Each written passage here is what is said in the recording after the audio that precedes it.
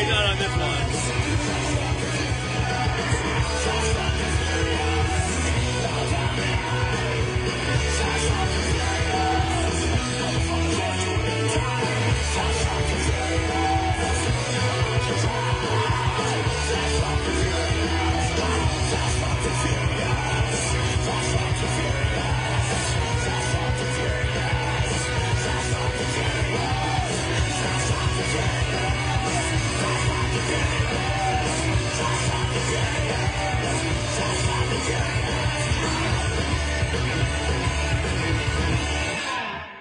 This is TAXITV, the greatest show on earth. Wow.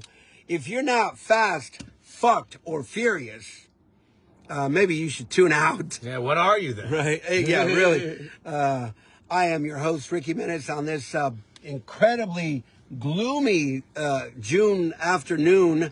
This is my guest, Mr. Frank Meyer. Damn glad to meet you. We've been talking about this album for, well, when did it come out exactly? It came out in March, mid-March, and it's our first record. It's the first Streetwalkin' Cheetahs full album in almost 20 years. We did a few songs, you know, and some singles and stuff over the last 10 years since we got back together, but we just never really found the time or the patience to make a record, and we did it right before COVID. So it came out in March, and it's called One More Drink. This year, March. Yeah, it came out in March, as in a couple months ago. This year, March. Yeah, wow. not at the beginning of the pandemic, but almost at the end of it. So you guys broke up. That's why you weren't around. Is that what happened? I mean, kind of. For about 10 years, the band started in '95. We went till about 2002 before. For a variety of reasons. At that time, we were just grinding and touring, and we weren't really making much money. And it's like all the press was like, "These guys are going to be huge," and we kept going like, "When do we get paid?" Right. For this? And at that time, just like it stopped making sense to do it. I think mainly because we were also poor, but it's exhausting. But we stayed friends, like we were always good buddies. So a couple of us formed the band Sweet Justice, a couple of us formed Angus Khan. We went and did other things, and then eventually just sort of decided, you know, why aren't we all hang out together. There was no fights or anything. Yeah, so we just did a few shows. Actually, Cheetah Chrome from the Dead Boys asked us to do a tour with them. Right. So we did that as a kickoff and thought it would be a one-off. And we just had so much fun that it was just like, well, why are we calling this a broken up band? Like, we like playing together. Right. We still got some unfinished business. And at that point, we just started writing songs, but it wasn't until maybe a year and a half ago when we were like, all right, let's make a record. Fuck. It came together good. Okay. If you tune in to TAXITV, you know that we've been playing One More Drink. As soon as we got the okay from Frank to play this, we started playing it. And this is an incredible album, man. Thanks, man. For not writing something in 20 years, you didn't lose anything. It wasn't that we weren't writing, it was that we just didn't record together. I mean, my whole thing, man, to be honest, is I mean, I play guitar, I sing, I produce, I do stuff, but really, I would say songwriting is my main thing. I write for a lot of different bands. I contribute and co-write with a lot of bands, and I have a lot of different styles in my arsenal. So when I'm doing the kind of music that the Cheetahs does, which is really, that's kind of like, if I'm left to my own devices, that's the kind of music I make. Fast rock and roll with that's what I like. With cheap, tricky kind of power pop hooks. That's sort of my thing. But, you know, when I play with Brian Coakley and Blindhouse or the Antivirals, I'm doing a different role in that band. Or when I sing with James Williamson from the Stooges or play guitar with the heavy metal guy Thor, like those are all different avenues where I'm taking what I do and kind of tweaking a little bit to be a bit more metal, a bit more punk, a bit more bluesy, a bit more whatever. So, you know, I just enjoy working and I enjoy writing songs. So it wasn't actually, I mean, I have probably written more songs than ever in the last few years. It was more just finding the time to get all the Cheetahs in the same room to rehearse, pick the new songs, get into a studio, find that budget. Where did you record this? We did it at a place called Kitten Robot in Silver Lake with a punk legend named Paul Rossler, who is the keyboardist in the Screamers and 45 Grave and Nina Hagen and Twisted Roots. And he has sort of been our go-to engineer, producer, just overall sonic genius that we work with. And to be perfectly honest, we've been really lucky. Like, all throughout the band's career, we've worked with great producers. Yeah. And That's key. yeah, really, because our records, they all sound pretty good. Like, we don't have a lot of crappy sounding records. And don't get me wrong, some of my favorite punk rock records and early metal records are kind of ragtag affairs, Right. But we were just lucky that from the get-go, we were always working with labels that had a track record for making good sounding music and always paired us up in a good studio with a good engineer, a good producer. So with this one, we kind of made it ourselves, but we made it ourselves with Paul Rossler, who's amazing. That's awesome. Now, we know that this album is on iTunes, Spotify, and all your downloadable platforms. You've got a physical copy of this? There's CD and there's vinyl. In fact, there's colored vinyl, splatter vinyl, regular vinyl. So Deadbeat Records, which is a Ohio-based or Cleveland-based label that we've known Tommy from Deadbeat since our earliest days. When we first formed, we used to play Al's Bar and Downtown. And Bar Deluxe and Hollywood. Bar Deluxe. And those were our two sort of stomping grounds early on. And he was working with a band called the B-Movie Rats and another band called the Hellbenders. And we used to play with those bands a lot. So Tommy was always around. And of all the labels over all the years, the rock and roll labels, like most of them aren't around anymore. And the two that really are Acetate Records, who we've known for 30 years and have been pals with, and I still do stuff with today. And then Tommy from Deadbeat, that's who our new record's with. You can also get it on Bandcamp directly through the band, and it's on all the digital platforms, iTunes and Apple Music and all that stuff. Get yourself this record. But it's awesome. Deadbeat did a great job with the vinyl. Like, there's splattered vinyl, there's colored vinyl. I can't wait to see it, man. It's dope, dude. It's dope. Do you have any copies on you? Not on me, but I mean, they exist. Copy, right? I'm on my way to another. I had a gig last night, and I'm on my way to another gig. I'm moving too fast. I forgot to. You didn't even grab that stuff. Let's talk about last night's gig. This is a crazy. Weekly gig? Well, or monthly? So now it's monthly. What it is, it's the Frank Meyer Punk Rock Variety Show. It's at the Good Bar. We did it last night.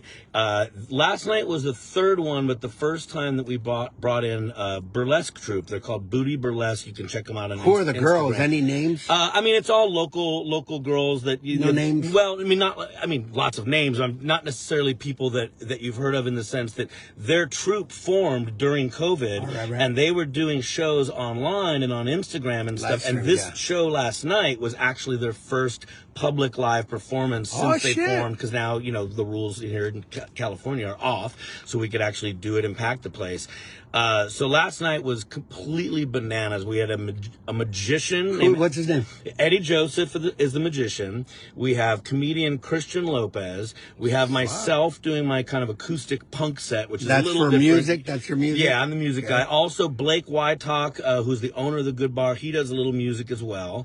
I'm the host, and then the big finale is Booty Burlesque, and it's like 5 smoking hot chicks doing awesome burlesque, rock and roll songs.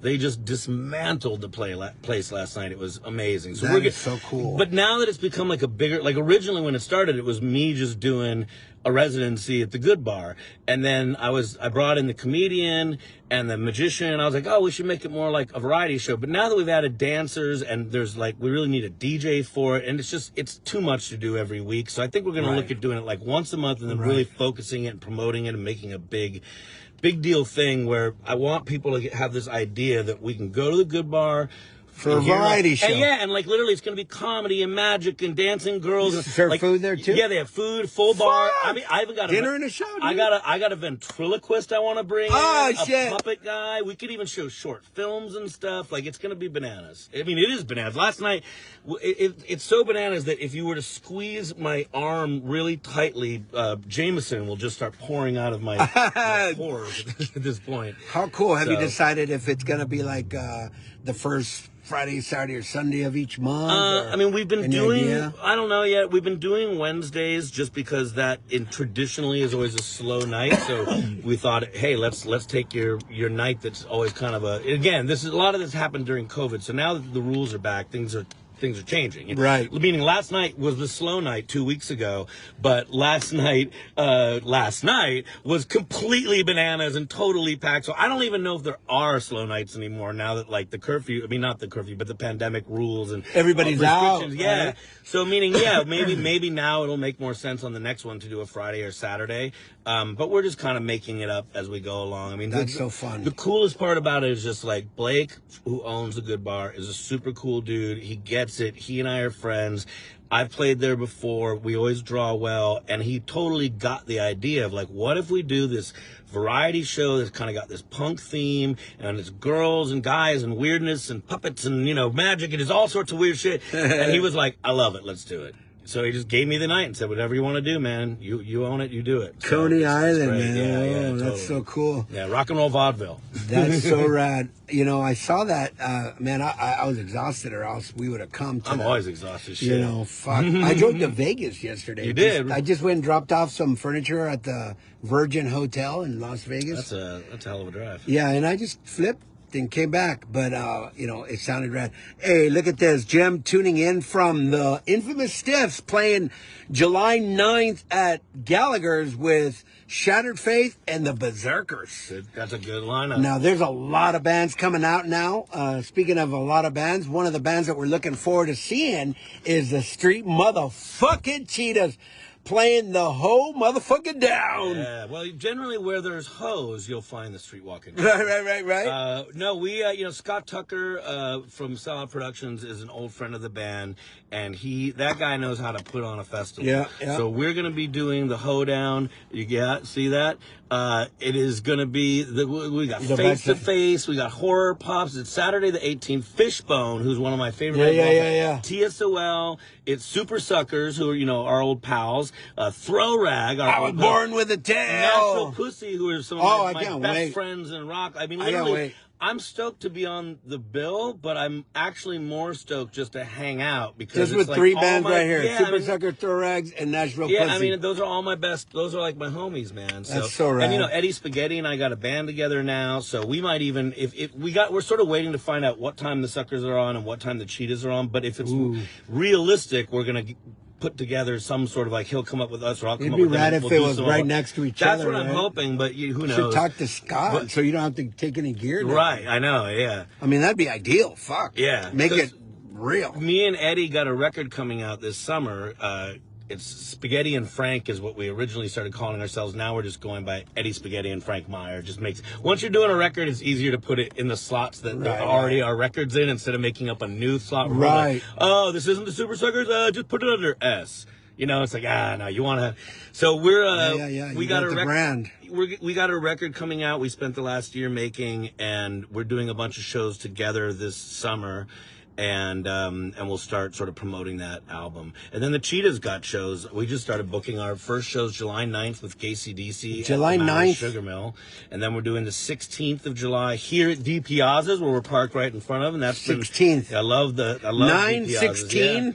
1 week. Next week. And then we're doing the Doll Hut in Anaheim on July 3rd. 4th of July. Yeah. No, 3rd of July. Sorry. Yeah, well, the 3rd is with Eddie Spaghetti, and then the 14th I'm coming back with the Cheetahs, also doing there. Fuck. And then we're doing both bands are doing the Hoedown. September 18th. And, that's a fun show, man, because those guys are just the Super Suckers. Yeah. They were one of the first them and Fishbone were actually two of the first big bands that were already established that took us out on tour when the Cheetahs were a little baby band. Is that how you became good friends with Eddie? Yeah, and the Fishbone guys, too. But, yeah, originally Eddie and I met because he saw us play with Wayne Kramer at South by Southwest in 1999, I think it was. And he literally came up to our manager and was like, they're great. The Super Suckers want to take them on tour. Poorhouse on July 17th. July 17th, Poorhouse we're doing in San Diego. That's our San Diego correspondent, Mr. Don Cardenas. Yeah. And so Eddie essentially came up to us after the show and was like, you guys are great.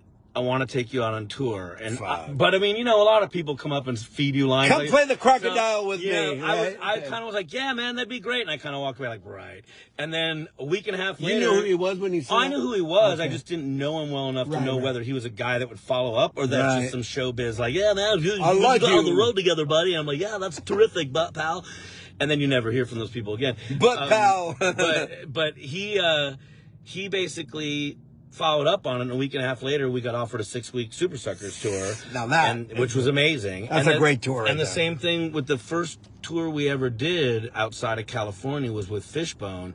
And the similar thing, I knew those guys. They came down to see us and the Bell Rays play one night, I think at the Coconut Love the Bell Rays. And they came out of there, big fans of both bands, and offered us a 6-week tour on the road. And that was the first time we, did a real tour. So those guys, those are two important bands in our careers. I can't wait. Suckers, yeah. This is going to be an incredible, incredible show. Looking forward to this.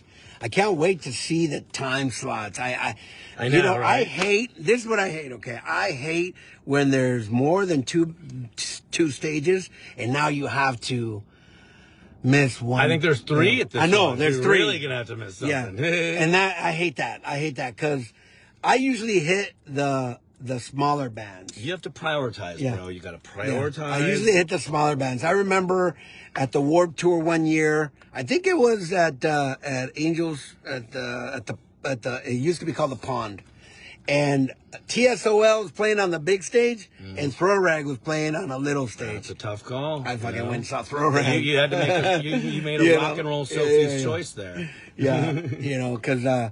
This is, man, this is a great bill. Yeah, great bill. It is. Big props to Scott Tucker for putting that on. He put us on, we did, I think it was the first or maybe the second Hoedown. And that, we played right next to the Cadillac Tramps in what turned out Downtown to be, Santa Ana one? Yeah, and that turned out to be their second to last show ever. And the funny thing is, Brian Coakley from the Tramps and I have gone on to form 2 different bands. And that was the only time that the Tramps and the Cheetahs ever played together, but we didn't know each other then, so we never actually met or talked at that show. It was like 2 years later that we sort of finally crossed paths and ended up forming bands and doing all this work that we've done, Yeah, so one of the bands that Frank's talking about is Blind House, and they filmed a video at Alex's Bar. You can go into YouTube and see California Sound. Yeah. That was a fun video, man. It was a fun video. Brian's wife, Jamie, directed that. Yeah, we saw that. Yeah, she's amazing. Yeah, we were there.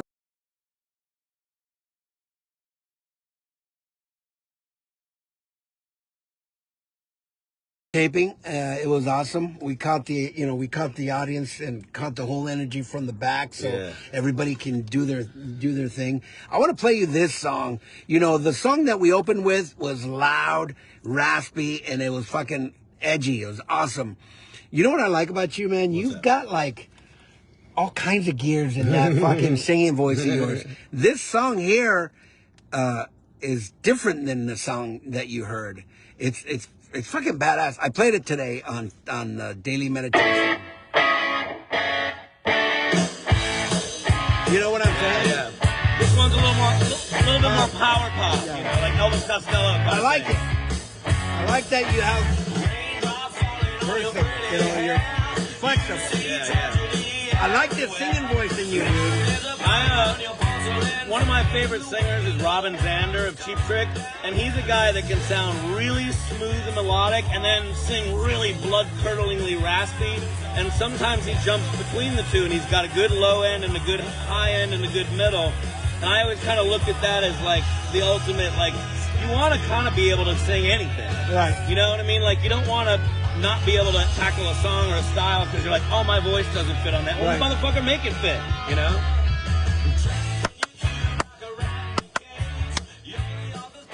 Should have been Spade. Right? Yeah. I love these lyrics, man. Thanks, man. This is good. This is good stuff. This song is about, I used to work in this office in sort of a cubicle situation, and I was working with this girl who was seemingly very nice, but was really passive-aggressive, and would sort of say these things where you'd go, oh, that's funny. I think you're kidding, but I'm not sure. You know what I mean? Like when someone goes like, oh. Was she hot? Is that why? Yeah, she was Because a lot of cute. the hot chicks are mean, but they I was just kidding when you catch him, right? It was just like we had this dynamic where we used to sort of poke each other, playfully, but like her end of it got way more hardcore, and I kind of just sort of was like, I think this went from like a little bit of verbal jousting to like, this person hates me and is not joking anymore. So like when they're like, oh, at one point I'd be like, oh, Frank, I hate you so much, and you'd be like, I hate you too, and you're like, oh, that's cute.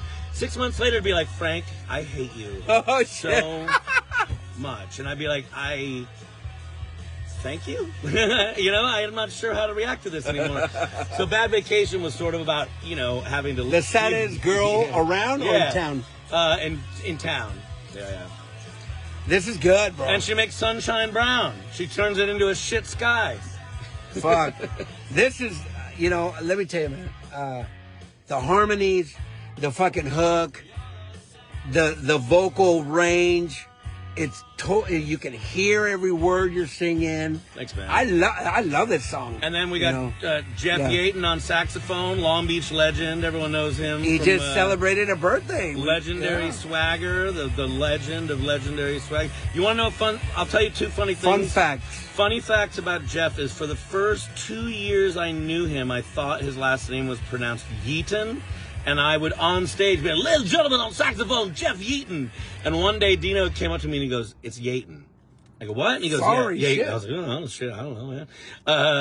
He's just a sax player. Pfft, who cares?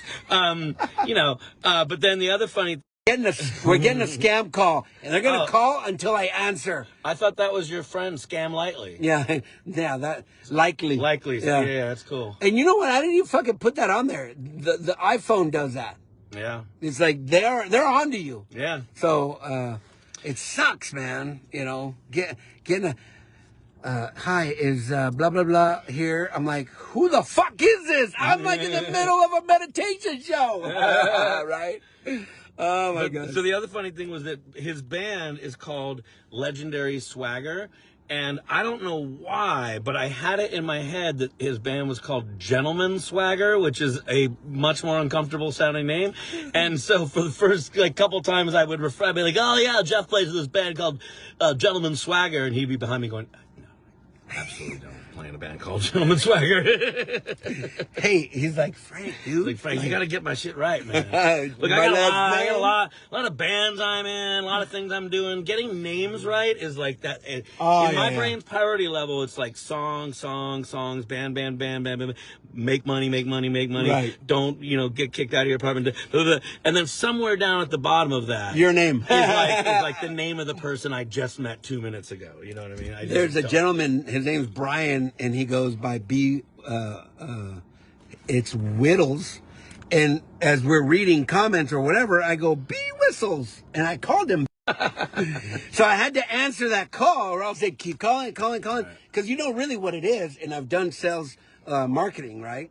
You get like bonuses, free lunches, and, whatever,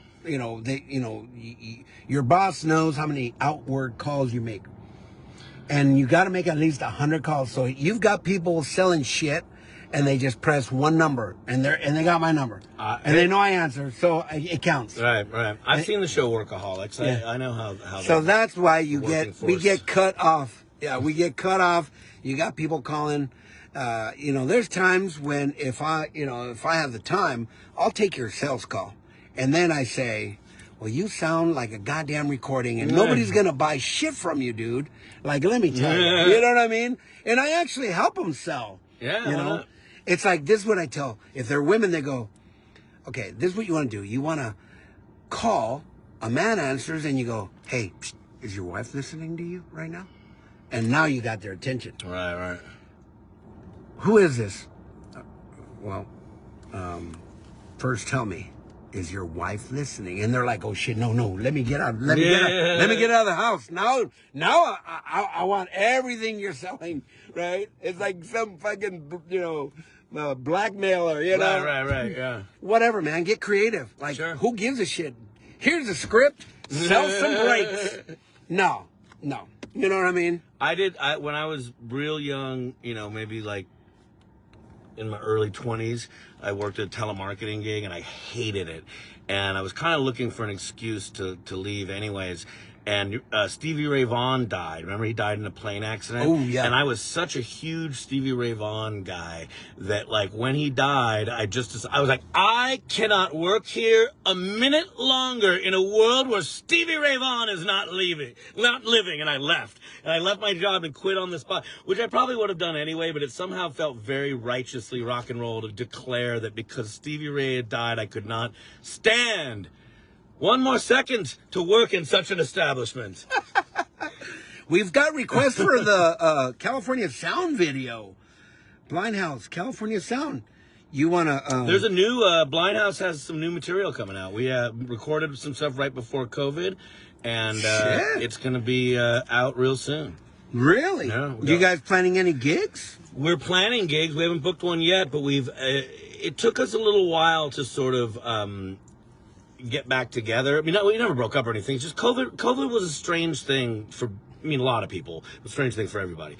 But with musicians and with bands, everyone reacted differently. I mean, some people, kind of got freaked out and really just dug their heels into like, I'm staying home, I'm not going out, I'm not doing clubs, I'm not doing nothing. Even when you could go and do patio shows or whatever, and then there's guys like me who just said, the second I can play in whatever circumstance there is, I'll play. And if that means I can't do it with a rock band, I got to go acoustic, I'll do that.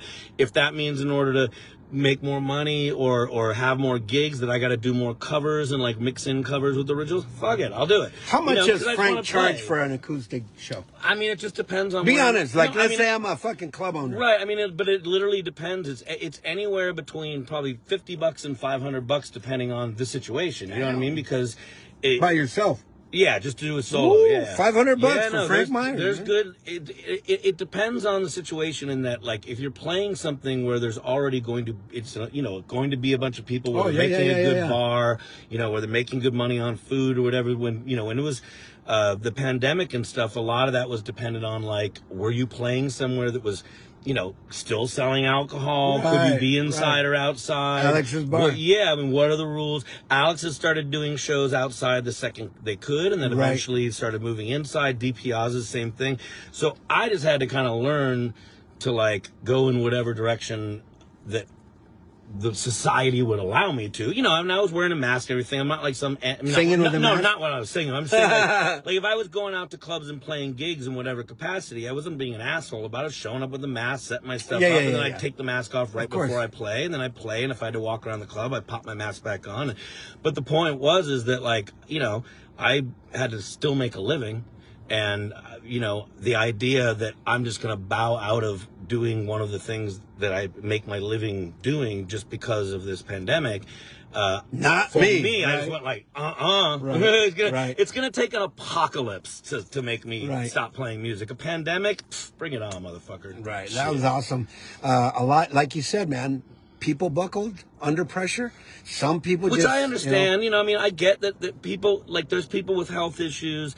There's people that for variety of legitimate reasons, stayed in for all of this and just didn't want to, or wanted to wait till the coast was clear. But, that's just not me. I mean, I wasn't trying to put myself or anyone around me at risk, but at the same time, like, if I'm still breathing, I'm going to be playing music. Right. Well, we're not saying it was bad for you to stay in. What I'm saying is some people just didn't do anything. Yeah. They just. We're talking about like a creative force that is not going to let, like, say, I'll give you an example. Brian wrote a full album during the pandemic. I play on that record. I'm all over that record. That's awesome. You know what I mean? And a lot of it was fueled by politics, pandemic bullshit, and just the general. Stuff, like five guys in a van. I never was a real political writer, and I don't even really think Brian was much of a political writer until all this went down. Right. And then when Trump was in office and the Black Lives Matters riot, Brian, there, you are cookie proof. When there was the riots going on, and then the cops' reaction to all that stuff, and then the president's reaction, there was just so much stuff going on in the news that it was, if you're a musician, if you're an artist, it was kind of hard not to all of a sudden start writing about topical stuff and current events. So Brian and I he wrote this antivirals record that's all about that stuff, and I'm all over that record. Eddie Spaghetti and I did some stuff, a song called Shit's Fuck that he wrote about the pandemic. That inspired us to put together a band. We did a cover of Jammin' Me by Tom Petty, but updated the lyrics to make it a little bit more current eventy.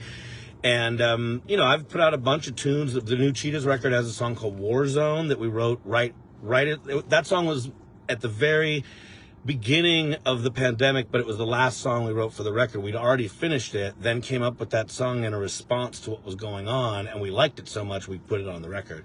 But, again, like the Cheetahs never did a fucking political song ever in, 25 years, and here we are.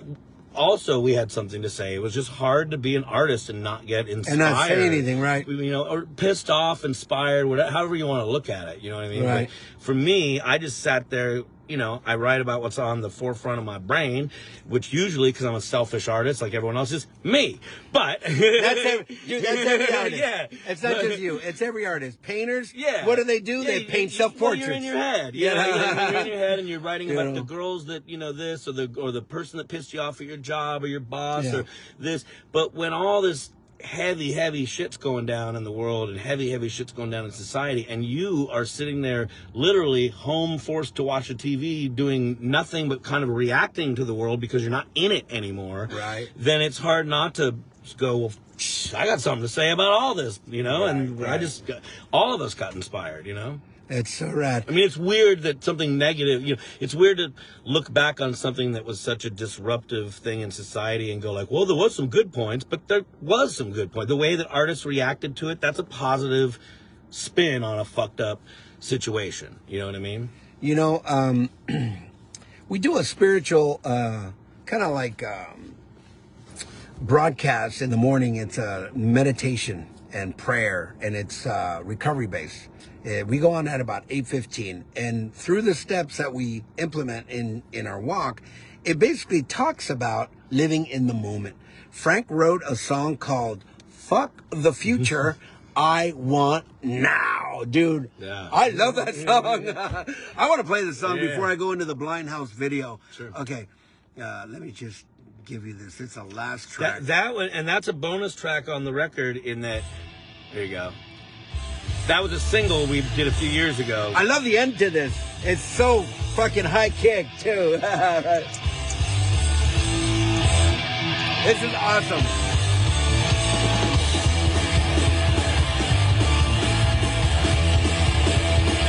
It's got so Motorhead at the end. Yeah. Great lyrics, too, man. I gotta get my hands on this lyrics.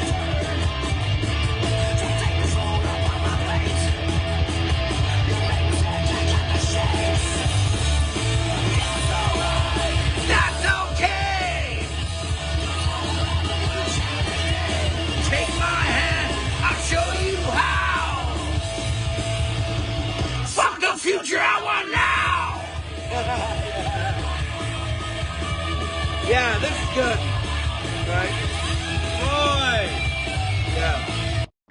That wasn't a scammer, was it? No.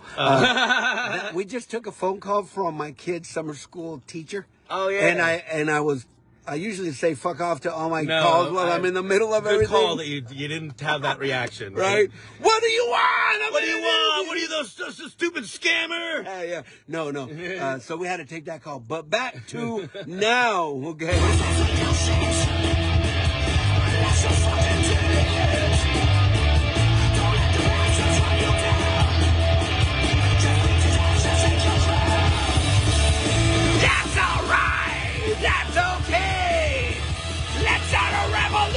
Today, take my hand, I'll show you how. Fuck the future, I want now. Right? So good, man.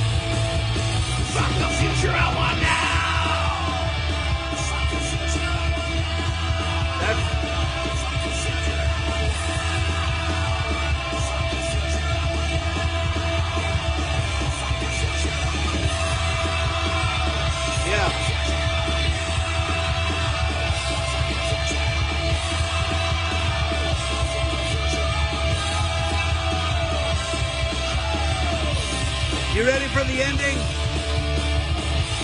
It's good.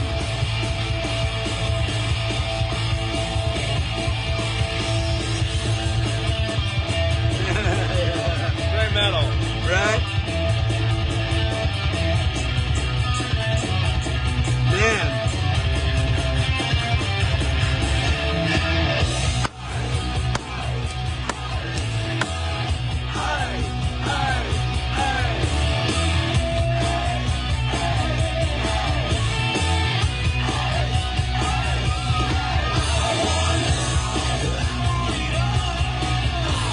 This reminds me of the old days of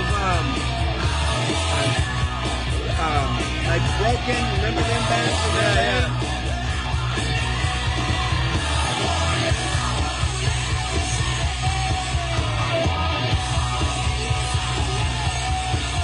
Ricky Vodka's band. What's that name? Motocross. Motocross, yeah. Fuck. That ending is, when we wrote that tune, we were kind of wanted it to be sort of like Motorhead in the first half and the Dictators That's so in the good. second half. And that whole bum, bum, bum, oi, oi. That's good. I wanted that to be like that Dictators sort of, you know, da-na-na-na-na-na-na, like that New York, you know, CBGB's kind of vibe. That was awesome. Yeah, it's a good one. That one came out, so after we did that first reunion tour with Cheetah, it occurred to us that if we were going to continue playing on a regular basis, we should have something new to sell at shows and just to, you know, sort of reintroduce people to us. So we did this single that was Fuck the Future and a song called Escape from New York City that was sort of like our homage to the movie Escape from New York, which is one of my favorite movies. Oh, wow. And so that single came out in 2014, and when we made this record, since that stuff had never come out on CD, we threw that stuff on as bonus tracks, just, you know, because there were other new songs or new-ish. Somebody just asked, how long have I known Frank? We actually did a show at the Tiki Bar back in the 20th century, you know, but Motor Soul broke up like in 2001, but we've known. I think I met you probably around the time that I met Brian Coakley, three-ish years ago, maybe 4 years ago, somewhere along those lines. And I had been living, I'm from LA, but I had been living in Long Beach for the last 15 years. But somehow Brian and I never really crossed paths, you know, at least like as friends. You know, we sort of knew who each other were until about 3 or 4 years ago when we met at a gig and he was looking to put together a new band because after the Gabby died and the Tramps broke up. Santos y Sinners. Yeah, he was doing Santos and he was doing a few other things, but he was, at that time, he wasn't really embracing like doing a full rock band again. He was doing blues and Latin and, you know, funk and everything. And I think he was still kind of like, well, I'm not gonna... Doc Patillo and Friends. Yeah, exactly. You know, but he had, no, that's exactly right. He was basically doing everything I but actually sat in with them. Yeah. Yeah, and they were great. Actually, Doc's a, you know, we all know, great guitar repairman and guitars. Guitar doctor. Yeah, the guitar doctor. But, so Brian and I, when we met and he had this idea of doing what became Blind House, he and I got along instantly, and he kind of really introduced me, I think, to a lot of the OC punk scene that I really wasn't all that familiar with. I mean, the Cheetahs had played 1 million shows in Orange County over the last, 25 years. I mean, I literally can't even count how many. But we were always an LA band coming down to OC. You were an LA band. And OC and Long Beach are very insular towns. And so a lot of times, I mean, some bands get a bit of a pass, but a lot of times, you don't get that pass. And, people either can be downright hostile. You know what I mean? We used to do a lot of shows with the Stitches and stuff, and like their crowds were not feeling us who were doing... You're more rock. Well, we're more rock, but we're in the same school, the same overall approach to bands like that. But in Orange County, like, they ain't feeling no fucking rock and roll bands out of Hollywood. And, again, some bands maybe can escape that, or maybe bands that have been around a little longer can kind of, get above that. But for us, we always felt like we were never really embraced too much by OC. But then when I moved down here and eventually met Brian and then joined a Long Beach based band and got in with a lot of those people, it's a weird thing, but it seemed like the whole scene kind of just went like, okay, now you're cool. Right. You know what I mean? Like, Yeah. like I was an outsider. It's and a trip, yeah. It took a few. That's exactly how it is. I had to live in Long Beach for Yeah. 15 years and really get embraced by some of the local musicians before I think people didn't see me as this Hollywood outsider and more of like, all right, you're a Long Beach guy now. We've seen you here for a decade or so. Right. You're cool now. Well, back in the 80s and 90s, man, it was hard as hell to get a show in L.A. And it was hard and it was hard for LA bands to get down here. County. And if you did, you often were met with downright hostility. Yeah. But for us, that was a good training ground because, like, by the time we went on the road, we'd already been spit at and had bottles thrown at us in Orange County and played Nazi skinhead shows and all sorts of stuff where we had to, like, really learn how to fucking deal with hostile audiences. So by the time we started touring and we'd be in Missoula, Montana, and some guy would be giving us shit, I'd be like, oh, come on, man. I've dealt with fucking way worse than you guys. I'm surrounded by 10 skinheads with broken bottles, and you're just like one jock with a fucking attitude problem. I'm not sweating this. You know what I mean? Like, yeah, good training. Yeah, right? and, you know, and most of the time in those situations, you know, if you're lucky, you never end up actually fighting anyone. It's more like it gets heated, and then someone breaks the fucking, you know, tension and goes, let me buy you a beer, you fucking asshole. All of a sudden you're drinking with the same dudes that were flexing on you a minute ago.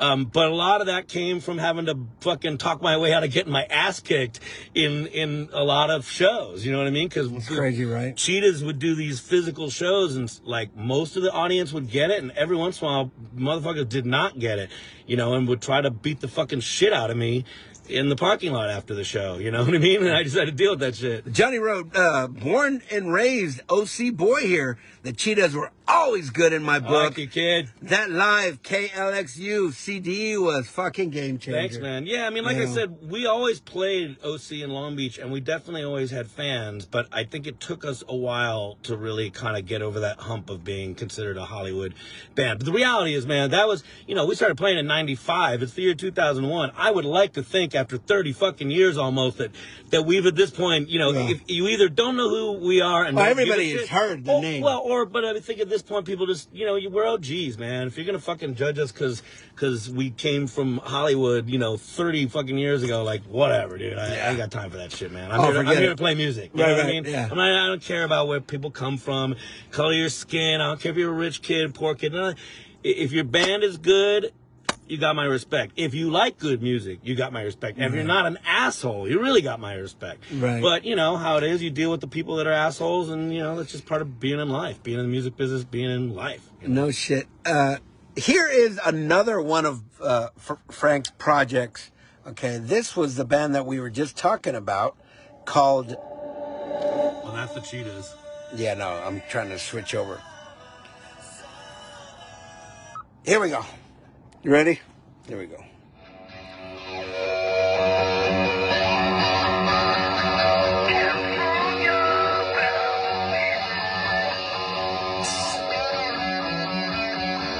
Got maybe about 10 more minutes or so.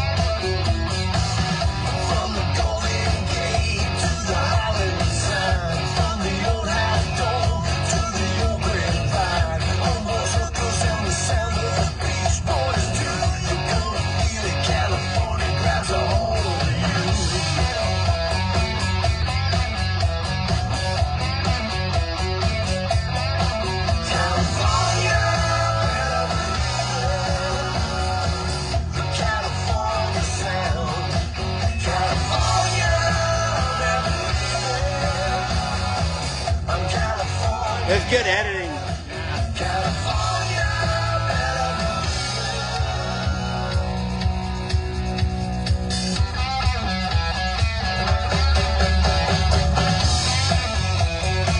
I love how Brian's guitar used to read "meat stinks," but now it's "wheat stinks." Oh my God, that's so rad. I never knew it originally said meat. Oh yeah, meat stinks. And now he wrote the. That's Yeah. Now you're a producer, film. You can go into YouTube and check out that video. It's really cool, and you probably see yourself in that video. You know. Yeah, there I am right there. Yeah, yeah. They recorded this at Alex's bar, and everybody's welcome to be in the video. It's a great footage. Yeah, Jamie Coakley directed that. She's incredible. She did a great job. Yes, Johnny Ford. Jamie did shoot that video. Yeah. And most of it was shot at Alex's, but a lot of it we just drove around and shot B-roll of Warren on his motorcycle and Derek and Brian driving around. And whose car was that? Who owned that? That actually our friend lent us that. Scott Avansky is a good buddy of ours, and he's that's at the Wayfair. Look, he's got a hot rod. That is, yeah, and he's got a hot rod collection. And he let us use the. That's awesome. The hot rod for that video, which is dope. Our co-creator Carmen Ripple is sitting cherry in that car. Yeah. We wanted a hot babe in the seat, so we called Carmen. You know what I'm saying? That's it. That's awesome. Yeah.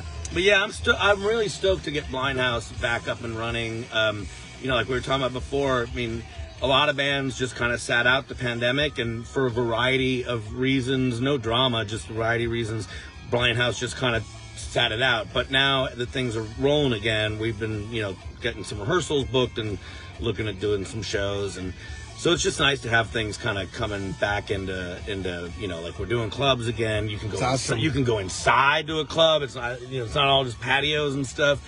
And so all my bands are kind of getting up and running. I also started this band called the Doberman with Gay CDC and Pansy Division members. That was something I started during COVID when we just started writing some songs together. So that band's gonna be up and running and doing some gigs too. We have a single out and stuff, but we'll probably be doing gigs too. So I think at some point all 12 of my bands will be active at once, and I don't know what I'm gonna do. That's so crazy. I have a hard time sometimes remembering my own lyrics. I mean, you've got like 12 bands, over 100 songs. Close to 1,000. No, I'm talking about like, in a set. Yeah, I mean, at this point, when I'm doing my acoustic shows, I've got about 75 songs that I can do. How do you remember every fucking song? Occasionally I have to have, I'll have a little cheat You've got sheet. the book? I have a book that I try not to delve into too much. Usually my secret is I'll just write a word or two on my set list. Yeah, because what happens is I get into the moment and I'll kind of have a brain fart as to just how the fucking lyrics even start. You know what I mean? Yeah. And so sometimes I literally just need a single word, and it'll be like Maine. Next to there it is. And then in my head, I'm sitting there playing the riff to Fast, Fucked, and Furious, and I'm like, God damn it, what's the first verse? And I look and I see Maine, I go, Maine line, Maine, stay out of control, no direction here. And it's like, oh, that's all I needed, just that little starting point, It's so rad. I never, because if I write too much, then I'm in the middle of the set and I look and it just looks like squiggly lines. I'm like, I don't know what the fuck that means. Yeah, it's so funny. I was I was invited by the Berserkers to to sing along with them, or to sing OCD, one of their songs on their album. And I was about to get up on stage.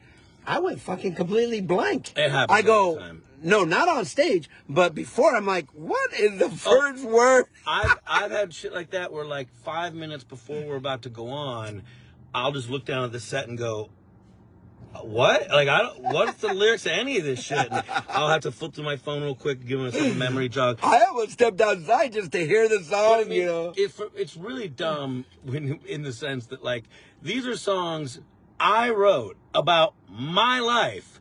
So if anyone should be able to remember them, you'd think it'd be, I don't know, me. And I'll sometimes look and I'm like, what did I do in that song with that chick? You know what I mean? Like, this is the one where I... One of the hardest questions you'll ever, I'm sure it's been asked, but the answer, which is your favorite band, Frank? Well, out of all the bands, I mean, which is your favorite to play with? The Cheetahs are always going to be kind of my number one. That's your baby. I mean, that's my baby. I started that band when I was in my 20s. It was some of the first It was the first record deal I ever got with the first band that ever toured, the first band, I was in that ever opened up for bigger artists that I was like a fan of. First band I played outdoor festivals with, went to Europe with, all the significant things in my career as far as playing in rock and roll bands, at least happened first with the Cheetahs, because that was the band that I started when I was, a young man. And, so that's always going to be kind of my go-to, just like my passion project. But that being said, in the last few years, Blind House has been like a real breath of fresh air for me, because it's a rock band, but it's kind of different from your and it's writing style. It's right? groovier. Right. It's got a whole Latin thing going on, because it's sort of like a Santana meets Social D vibe. Well, it is actually. Yeah. And you got Double Assault and Social Distortion in the band. The band that I compare us to the most, I say we're sort of like a punkier version of War. Yeah. But all of that is not the kind of stuff the Cheetahs are doing. So for me, getting to step into something that had more groove and more percussion, and that wasn't so relentlessly fast and heavy all the time, was super fun. And then I just did this record with Eddie Spaghetti of the Super Suckers that's, again, kind of a different side. There's definitely some hard rock and roll there, because it's me and Eddie. The record's called Motherfucking Rock and Roll, so there's going to be some hard-ass rock and roll. But awesome. There's some poppy stuff, in a cool, cheap, tricky way, not like a, Britney Spears kind of way. Of course, of course. And then there's like a lot of country stuff, because that's kind of where Eddie comes from. That's his roots. And we do a version, I'll give you a little exclusive here. We do a version of My Sharona from the Knack with the guitarist from the Knack on lead guitar. Oh, shit. And we do a cover of Heartache by Kix with Brian Damage Forsythe from Kix on lead guitar. So we kind of decided to do like a little salute to some of our favorite tunes, and then get original members. Is this on it'll be out on Kitten Robot Records, which is Josie Cotton's label. And in fact, that label came out of Kitten Robot Studios. So that label is Paul Rossler and Josie Cotton together. And the album is coming out. You will actually be able to buy it. Eddie and I are doing a bunch of shows together over the summer, and you'll be able to get it on CD in advance at all the live shows that either one of us are doing, or the ones together. And then in September, or I think it's late September, it'll be out on vinyl, CD, digital. It's on Kitten Robot Records, Eddie Spaghetti and Frank Meyer, and it's called Motherfucking Rock and Roll. And that's awesome. Actually the first time I've mentioned the title to anyone either. We just did the artwork. You heard it here first on TAXITV. Now, you've got a website? I'm on social media. You can get me on The Frank Meyer on Instagram. You can look up Frank Meyer on YouTube. I got a channel with lots of the stuff that I've produced, directed, music videos of all my bands and stuff.